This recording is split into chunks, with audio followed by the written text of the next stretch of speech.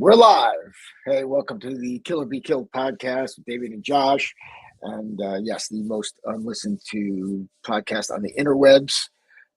Thanks for joining us. Please post your comments. As always, if you want, like and subscribe. If you are, if you're into that sort of thing, much appreciated. So we're just talking about, windstorms and tornadoes and hurricanes. And Josh is in Texas. They're experiencing some weather, massive thunderstorms. So hopefully his power won't go out. And Yeah. I was just telling him, we don't, it's weird. They don't want to admit tornado around here. They'll do like storm burst or some other name for it. So what would happen was, so anyway, I'm down the shore, and this storm system came through, knocked this huge maple tree over. It's leaning at our house. I'm on the fire department, so my chief's trying to call me to tell me that there's a tree on my house, and I'm down at the beach, and there's the only place I could get like any cellular service. I was like standing in the water, like knee deep. It was historical. So I wound up coming back. And so now if you picture like house, tree cut in half here, right? Okay. Everyone, Chief's car comes in the driveway. Everybody comes to the house. Like, okay, just get out of the house until, the inspector comes, take a look and all this other shit. My daughter goes to her friend's house. I drive up, and this is like 3 hours after the incident. And I'm I come into my driveway, and I can't get into my driveway. There's a tree across it. Now there's no tree on the house. So what happened was, while it was leaning like this, at some point between the FD leaving and me getting there, this thing pushed off and landed where like the Chief's car was, probably an engine, where everyone was kind of staging on the driveway. So they were all gone. So it just fell. And then the other time that we had some big tree fall was when I was in I was living up north in the mountains, and it was funny. I had my motorcycle parked outside, and I'm like, you know what? I'm like, it looks a little shitty out. It was starting to get like really like scary dark. So I'm like, let me go push it in. So I go do that. For some reason, I decided I was going to run in the house because I felt like a little kid or whatever. So I ran up the stairs. I got in the house, and now I'm looking out the window, and then I see the train coming through, and the top half of a huge oak tree broke off and landed on my neighbor's house. And I'm looking at it like I was watching the Discovery Channel. Like it was through the window, right? I'm like, I'm so detached from the whole experience. Right. Like, that's out there. I'm fine here. And then I hear Angel's like, oh my God, there's a tree in the yard. I'm like, you got a lot of trees in the yard. But no, like an oak tree fell across our yard and a neighbor's yard and landed on their roof because we were kind of set back. So we were like 5 days without power. Oh, geez. And it was fine because everybody, like, there's a lot of hunters and shit up there. So everyone's like pulling out like the venison they had in the freezer, and we're like, right, starting up the grills. And it was actually, grilling up for days. It was actually a good time. So, what we were talking about before, people, is that we had somebody on the trading forum ask the question. Go ahead, Josh. All right. So he posted like in 3 different forum sections about quick techniques to use while you wearing boxing gloves to get immediate results. And I saw the first question, and I kind of was like, I don't know where he's going with this. We'll see if Damian takes it or not. Yeah. He didn't, because Damian apparently didn't get the notification. Nope. But it's fine. I like Josh answering. I like everyone else answering because I get tired of my shit.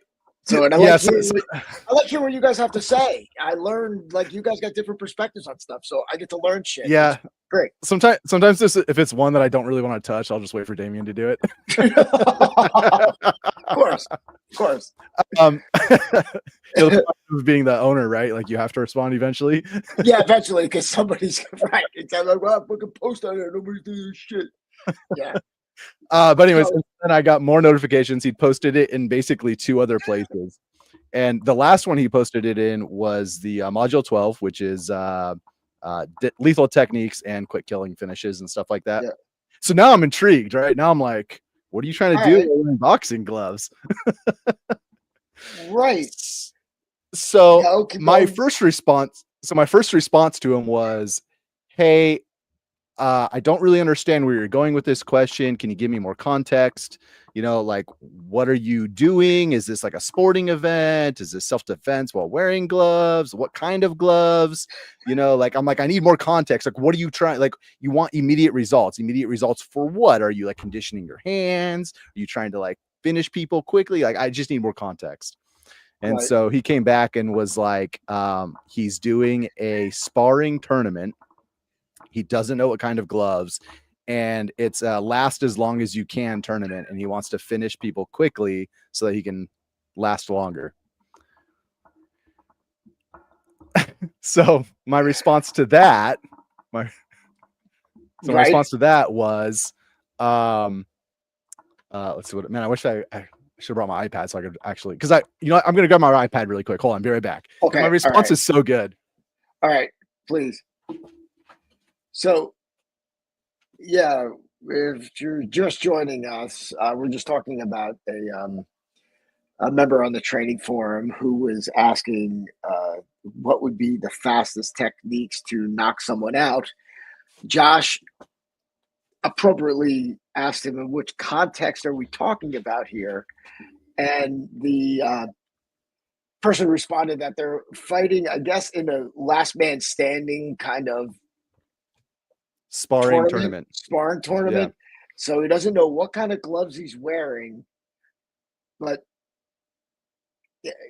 yeah, I mean, first if you're kids, if you're ever entering something like this, you know, you want to get all the specifics as much as possible. Mainly, you know, do you have emergency medical staff right? Site, let alone how long what the rules are, the rounds, is this sanctioned? Given this guy's question and the way he was so, I think. All right. So okay. So give you so here is the question, right? The question is, what quick, effective techniques can I use when boxing with gloves on? Okay. And I'm like, what do you mean? I mean, people understand we're not boxing coaches, right? I don't coach boxing. I've put on gloves and sparred. I've kickboxed. I've trained, but I'm like, I don't claim the title of boxing coach, right? It's not what I do. So my thing is like, you should be training with a boxing coach. If this is what we'll get there. We'll get there. Okay, go. So I'm sorry. So no, you're good. You're good. So, right. We're on the same wavelength. Right. So all right. So he, so I basically was like, I need more information, right? He gave me more information. He says, hey, I'm doing a sparring competition for as long as possible. I want effective techniques to take someone out as fast as possible, like hammer fist or other techniques with gloves on. He's like, we haven't been given size or anything about gloves. Any information would be appreciated. Now, again, he posted this in module 12, quick kill and deadly finishing techniques. Right. Okay. So my response was, I'm going to assume this is an MMA type competition and not strictly boxing rules, because if it is strictly boxing, you can't use anything but straight knuckle punches. For MMA style rules, it does open up a larger variety of techniques like a back fist or hammer fist. With that being said, the best and quickest techniques to finish people in that type of competition is footwork. I was like, footwork allows you to maneuver yourself and your opponent into positions of advantage, helps you escape disadvantage, and is where you will generate stability in your strikes as well as speed and power. Aside from footwork, your jab, cross, or hook combo will be your best. I've been watching a lot of MMA knockouts recently, and the vast majority come from a cross while positioned off the opponent's center line and driving the hit right into the KO button on the chin. That's usually accomplished through footwork and the jab cross, jab, step off line cross, rinse and repeat. So then I went into, look, there isn't any magical technique that will allow you to end it quickly that fits within sporting competition. In all honesty, we teach self-defense techniques for self-defense situations. If you're looking to dominate a sport tournament, you should enroll in either boxing or MMA sporting classes. I don't know what your experience level is, but it takes a lot of time and practice to be able to be competitive in sports. Most, parentheses, all legitimate sports don't allow lethal strikes. If that's what you're looking to use, I suggest you don't do it in the sparring tournament. You'll probably go to jail if you kill someone and they find out you're asking about lethal techniques for a sporting event. Just my 2 cents. And did he respond? He said, thanks for the information. Oh, okay, great. Off to my next psycho thing. So I think, like, first off, he obviously has zero experience in any of this. Yeah. And for some reason, because he signed up for our fast course, that's it. So, I mean, it doesn't cover any of that. I don't know what he was looking for. My thing is, he just like went onto the interwebs and was like, okay, I'm going to this competition. I need something other than training and putting in hard work. It's like, I need something that will, there's a secret that all the fucking boxers and MMA fighters don't know. They don't know.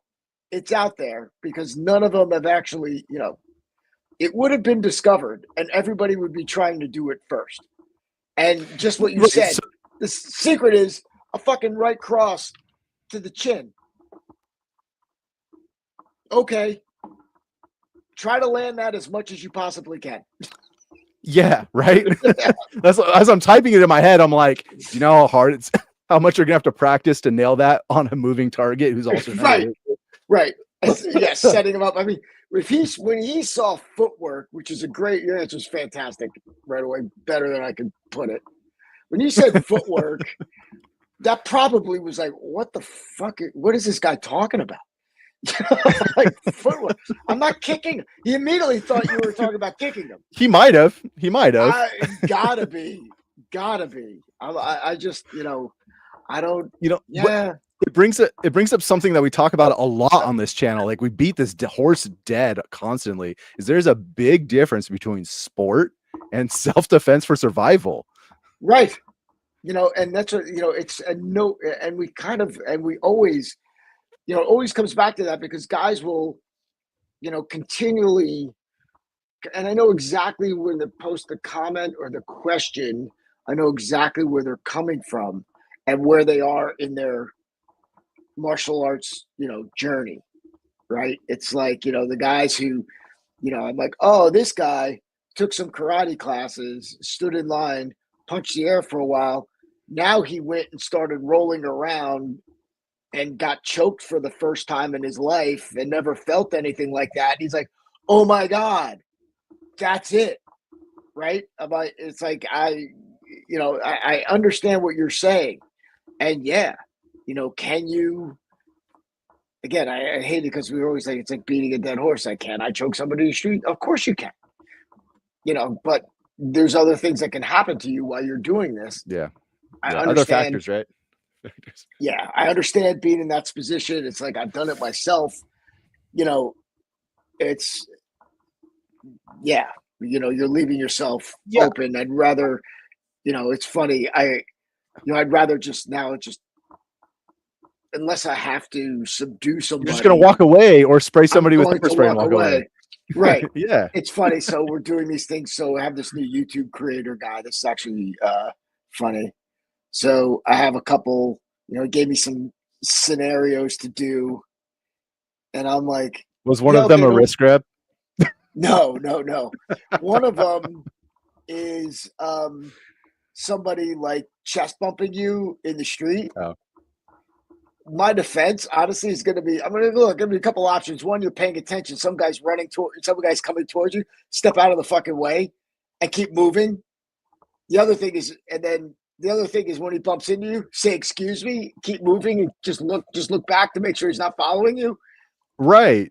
I go, that's Even it. if it's not your fault, who cares? Who cares? I'm like, this is not a reason to fight anybody. You No. understand this? I'm like, if you're with your spouse, she goes. If the guy keeps coming in, I'm like, go call the cops, and you keep walking away, because if he's bumping you to start a fight with you, and you keep separating, if it's some bully bullshit, if he starts chasing you, it's highly unlikely. If it's somebody that you've already, had an issue with, you should recognize them coming towards you, and don't engage in this. The self defense is don't engage in this bullshit. Yeah, He's punk. exactly. If he really was good, if you really wanted to do something, he would just come up behind you and fucking knock you out. So, Yeah, I mean, the reality is how many people have ended up in jail over an ego match, right? Because they like hit a somebody lot of them. and something horrible happened, right? They fell and broke their neck, or Yeah, caused an aneurysm or something, right? Like how many times? It's a lot of people, a lot right, of people. right. And that's where it's, and also, but again, that also comes in training. Somebody's Yeah, telling you, hey, Josh, somebody chest bump you, keep walking. That's it.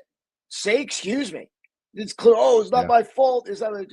Keep walking. If you keep walking, one, you're getting off the X. So if they're setting you up, yeah, for somebody, for their buddy to come up and clean you, just fucking keep walking. I go, it's going to be boring. yeah, So I know what he's thinking. Also, got chest bumped me, get it. I fucking show that bully. No, I'm going to give him a fucking, it's like, no, just, that's it. Defense yeah. done. Sorry, my bad. I was in your way. Here, let me step over. Keep walking. Right. I mean, I'm always moving out of the way of people. Always. Yeah, People think like I'm walking around like, dude, I do not want to get engaged. I don't want physical contact. I don't want any of that shit. I don't even care. I just don't care. yeah, Don't care about this stuff, because if you're caring about this, you're caring about a parking space, you're caring about whatever. Like, okay, dude, I believe in karma. There's going to come a time where I'm going to and I probably wouldn't even do anything. I'll just be like, yeah, you're an asshole, but it could have been having a bad day. I don't care. As long as right, right. as long as my life or my well-being or any one of my loved ones is the same, it's like I don't care. Speaking of which, this just popped in, and yeah. So you have daughters. I have Yes. daughter. This happened in New Jersey. um, yeah, hold on. Let me just share the screen. There it is. Okay. I don't know if anybody heard about this, so you can see it. Okay, New Jersey dad. Come on, post. You're killing me. All right. New Jersey dad beaten to death in front of teen daughter after confronting family friend over his son's alleged assault of her. So apparently, the guy's got a 19-year-old daughter, and she was with his 17-year-old kid on Easter Sunday, and he got physical with her. So the dad went over to the house with the daughter to confront the boy to kind of set things straight. So here it is. Here's the dude, right? This guy got killed. So obviously, jacked guy, works out, does not look like somebody who you would consider, a pushover, right? So very Jersey. Vineland, New Jersey is very rural. I mean, most people have an idea. Not that I don't know if this makes a difference or not, but this is not an inner city thing. Um, these are like basically country folk. I think Vineland is some, I know the Mason Dixon line didn't go through New Jersey, but people think it definitely went through here. So, uh, so anyway, so a bodybuilding New Jersey granddad, so the guy's like my age, right? Was beaten to death with a metal baseball bat while trying to confront a teenage boy for assaulting his daughter. Lewis Surbeck, 54, and his 19-year-old daughter Brooke stormed around to the 17-year-old boy's Vineland home on Easter Sunday to speak to him and his dad about an alleged assault there the day before. The teen and his dad, Eric Hanna, lifelong friends of the Surbecks, met the enraged bodybuilder at the door and started fighting. The boy, identified as JH, allegedly struck Serbic in the head several times with a metal baseball bat. His dad, Hannah, 55, then allegedly grabbed a metal flashlight and bashed his pal in the back of the skull. Brooke, who watched her father being ganged up and beaten, was also struck in the head by the teen she accused of attacking. So it's safe to say the kid is probably guilty of attacking her the day before. So when cops arrived, they found Serbeck in critical condition. Dad of two, who also has two grandchildren, died on the way to the hospital. And the teen and his dad were arrested and charged with homicide and weapons offenses. The kid is also facing an additional charge of aggravated assault, allegedly striking the daughter. Hannah, who here he is, was booked in the Cumberland County Jail while his son was taken to juvenile facility. The Serbeck's brother, Christopher, said the dad was devoted and kindness and willing to do anything for anyone. Okay, Christopher told the outlets the families were lifelong friends. He went to school with my oldest brother, known him for all our life. No expectation of something like that happening at all. Serbeck is remembered as a father and fierce protector of his two daughters, Summer and Brooke. Summer and Brooke brought out a tender, loving, compassionate side of Gus. Okay. The beloved father, too, is a grandfather and two boys from his daughter, Summer, who would be anywhere, Home Depot, Walmart, flea market. You see something, you have to buy for his grandsons. Okay. In recent years, grown close to his daughter, Brooke. They're always together doing something goofy. Okay, so this is just more about him. Yeah. About him. Yeah. So, okay, dads, we've all been there. Not really. I haven't had to, had my daughter. I haven't had to deal with a boy, but this is like every dad's. When you have a daughter, this is what dads think about.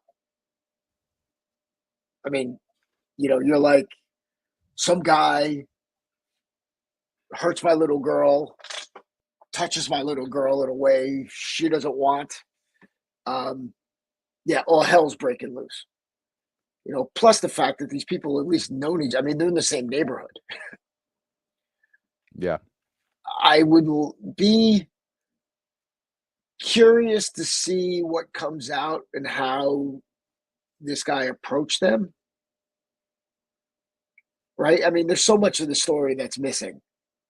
Yeah, right? Of course. So you see unarmed guy, 17-year-old attacks him with a baseball bat. Right. All right. But that might not be the case. Yeah. I'm like, this guy would, if I'm a 17-year-old kid and this guy was coming to my house, I'd be scared. Yeah. I'd be in fear for my life. Now, the guy is coming into my home, which, again, people, somebody coming into your home, you've got a lot more rights to defend yourself than when you're out in the street. So there's that, right? So, do we see him coming up? I mean, there's so many ways this could have been avoided. Granted that but the fact that they're friends or they live in the neighborhood, it's totally makes sense. It's like, okay, let's go over there and deal with this. Would I bring my daughter with me? Probably not. To bring her into the situation, because then that just gets bad. If I know the dad and I'm like, hey man, we need to talk, something happened. If you're friends, if you're not friends, I'll fuck you and call the cops for pressing charges and call it a day. Right? As long as she's not like physically hurt other than shaken up, which is enough to drive you insane, by the way, dads. She doesn't have to be hospitalized. She doesn't have any, different. She's marked, she's bruising, but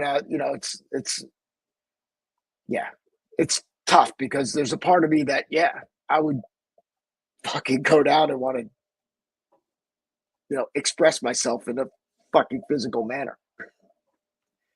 Yeah, for sure.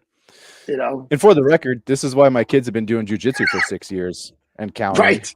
Because I'm not going to be able to be there to handle their problems all the time or ever. Right.